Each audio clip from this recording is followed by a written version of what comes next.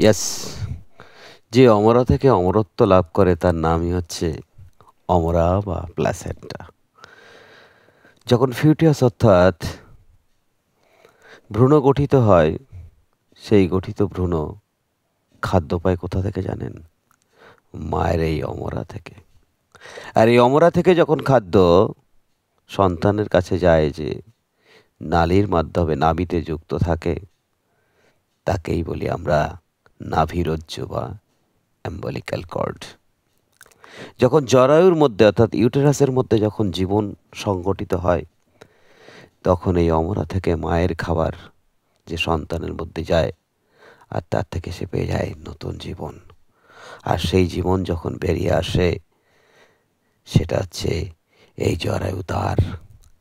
আর এই জরায়ুর দ্বার দিয়ে যখন তার পৃথিবীতে উন্মোচন ঘটে, তখনই শুরু হয় নতুন জীবন। আর এখান থেকে পায় যে জীবন, তার নাম হচ্ছে অমরত্বের জীবন। আর তার জন্য দায়ী যে তার নাম হচ্ছে প্লাসেন্টা। Thank you.